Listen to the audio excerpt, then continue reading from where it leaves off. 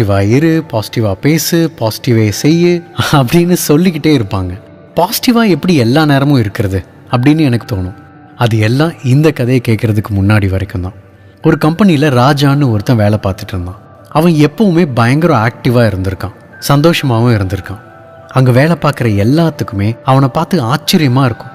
எப்படி இவன் மட்டும் ரொம்ப ஜாலியாக இருக்கான், சந்தோஷமாக நல்ல மூட்லேயே இருக்கான் அப்படின்னு தோணிக்கிட்டே இருக்கும். ஒரு நாள் அந்த கம்பெனிக்கு புதுசாக ரவின்னு ஒருத்தன் வேலைக்கு சேர்ந்துருக்கான். ராஜாவை கவனிச்சிருக்கான். ராஜா ரொம்ப சந்தோஷமாக ஆக்டிவாக இருக்கிறத பார்த்து அவங்கிட்ட, எப்படி நீ மட்டும் இவ்வளோ சந்தோஷமாக இருக்க, எல்லாத்தையும் பாசிட்டிவாக பார்க்குற அப்படின்னு கேட்டிருக்கான். அதுக்கு ராஜா சிரிச்சுக்கிட்டே சொல்லியிருக்கான், ஒவ்வொரு நாள் காலையிலையும் நான் எந்திரிக்கும் போது நான் எனக்குள்ளேயே கேட்டுப்பேன், இப்போ உனக்கு 2 சாய்ஸ் இருக்குது. நீ சந்தோஷமான விஷயத்த யோசிச்சுட்டு இன்னைக்கு ஃபுல்லா சந்தோஷமா இருக்க போறியா, இல்ல சோகமான விஷயத்த எதையாவது நினைச்சுக்கிட்டு நாள் ஃபுல்லா டல்லா இருக்க போறியா அப்படின்னு. நாள் ஃபுல்லா டல்லா எதுக்கு இருக்கணும், சந்தோஷமான விஷயத்தையே யோசிக்கலாம் அப்படின்னு அதையே சூஸ் பண்ணி நாள் முழுக்க சந்தோஷமாவே இருக்கேன் அப்படின்னு சொல்லியிருக்கான். இதை கேட்டுட்டு இருந்த ரவி, சரி ஓகே, உனக்கு ஏதாவது கெட்டது நடந்துச்சுன்னா நீ என்ன பண்ணுவ அப்படின்னு கேட்டிருக்கான். அதுக்கு ராஜா சொல்லியிருக்கான், அங்கேயும் எனக்கு 2 சாய்ஸ் இருக்கு. எனக்கு நடந்த கெட்டதையே நினச்சி நான் நொந்து போய் உட்காரணுமா, இல்லை எனக்கு நடந்த தப்பில் பாடம் ஏதாவது கற்றுக்கணுமா அப்படின்னு யோசிப்பேன். நொந்து போய் உட்காந்துட்டு இருந்தா நான் அப்படியே உட்காந்துட்டு இருக்க வேண்டியதுதான். அதனால் நடந்த தப்பு ஏன் நடந்துச்சு அப்படின்னு யோசிச்சு அது திரும்ப நடக்காமல் பார்த்துக்கலாம் அப்படின்னு அதையே சூஸ் பண்ணுவேன் அப்படின்னு சொல்லியிருக்கான். இதை கேட்டுட்டு இருந்த ரவி, சரி ஓகே, ஆனால் யாராவது உன்னை பற்றி தப்பாக பேசுனாங்கன்னா அப்போ நீ என்ன பண்ணுவ அப்படின்னு கேட்டிருக்கான். அதுக்கு ராஜா சொல்லியிருக்கான், அப்பவும் என்கிட்ட 2 சாய்ஸ் இருக்கே. அவங்க தப்பாக பேசுனதை நினச்சி அப்செட் ஆகலாம், இல்லைன்னா அதுக்கு பின்னாடி ஏதாவது ஒரு பாசிட்டிவ் சைடு இருக்கா அப்படின்னு பார்ப்பேன். தப்பாக பேசுகிறவங்க பேசிகிட்டு தான் இருப்பாங்க, அவங்கள போய் நான் திருத்த முடியாது.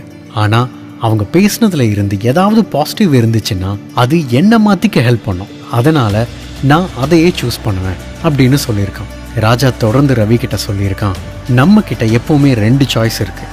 அந்த 2 சாய்ஸில் நாம் எதை சூஸ் பண்ணுறோங்கிறதுல தான் நம்மளோட லைஃபே இருக்குது. ஒரு சாய்ஸ் நம்மளை எப்போவுமே வருத்தப்பட வச்சு சங்கடப்பட வச்சுக்கிட்டே இருக்கும். இன்னொரு சாய்ஸ் நம்மளை சந்தோஷமாக சிரிச்சுக்கிட்டு நல்ல மூட்லேயே வச்சுருக்கோம். என்ன கேட்டால் முதல் சாய்ஸ் எடுத்தால் நம்மளை வேலையே செய்ய விடாது, முடங்கி போட்டுடும். ஆனால் 2வது சாய்ஸ் எடுத்தேன்னா எப்போவுமே சந்தோஷமாகவே இருக்கலாம், உன்னை சுற்றி இருக்கிறவங்களே உன்னால் சந்தோஷமாக வச்சுக்க முடியும் அப்படின்னு ராஜா ரவி கிட்ட சொல்லியிருக்கான். இந்த இன்சிடென்ட்டுக்கு அப்புறம் ராஜா வேற ஒரு கம்பெனிக்கு வேலைக்கு போயிட்டான், ரவியும் வேற ஒரு கம்பெனிக்கு வேலைக்கு போயிட்டான். ரொம்ப வருஷம் கழிச்சு ராஜாவுக்கு ஆக்சிடென்ட் ஆயிருக்கிறதா ரவிக்கு நியூஸ் வந்திருக்கு. ராஜா எந்த ஹாஸ்பிட்டலில் இருக்கான் அப்படின்னு விசாரிச்சுட்டு ரவி போய் பார்த்துருக்கான். ராஜா பெட்டில் படுத்து இருக்கும்போது ரவி அவன்கிட்ட கேட்டிருக்கான், ரொம்ப பெரிய ஆக்சிடென்ட்னு கேள்விப்பட்டேன், 60 அடி உயரத்துலேருந்து விழுந்ததா சொன்னாங்க, ஆப்ரேஷன் பண்ணுறதுக்கே 18 மணி நேரம் ஆச்சுன்னு கேள்விப்பட்டேன், நீ உயிர் பொழைச்சதே அதிசயம் அப்படின்னு ஃப்ரெண்ட்ஸ் எல்லாம் பேசிக்கிறாங்க, அந்த நேரம் உனக்கு எப்படி இருந்துச்சு அப்படின்னு ரவி கேட்டிருக்கான். அதுக்கு ராஜா சிரிச்சுக்கிட்டே சொல்லியிருக்கான், பெரிய ஆக்சிடென்ட் தான், என்னை ஹாஸ்பிட்டலுக்கு கூட்டிகிட்டு வரும்போது டாக்டரோட ஃபேஸை பார்த்து நானே பயந்துட்டேன். ஆனால் அப்போவும் என்கிட்ட 2 சாய்ஸ் இருந்துச்சு, சாக போகிறோமா இல்லை வாழ போகிறோமான்னு.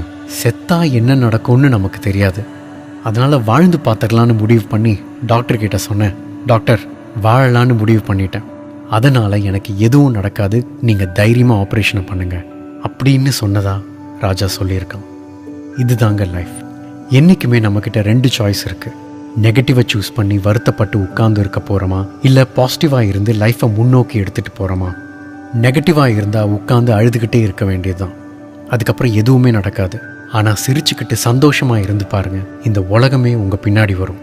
ராஜா சொன்ன 2 சாய்ஸ் நமக்கும் டெய்லி இருக்குது. காலையில் எந்திரிக்கும் போது நமக்கு நடந்த நல்ல விஷயத்தை மட்டும் யோசிச்சுட்டு எந்திரிங்க, அந்த நாள் ஃபுல்லாக நல்லா இருக்கும். கெட்ட விஷயத்தை யோசிச்சுட்டு எந்திரிங்க, அந்த நாள் ஃபுல்லாக வீணாக போயிடும். சந்தோஷமாக பாசிட்டிவான விஷயங்களை மட்டுமே யோசித்து நம்மளை சுற்றி இருக்கிறவங்களையும் சந்தோஷமாக வச்சுப்போம். தேங்க்யூ. உன் வாழ்க்கை உன் கையில்.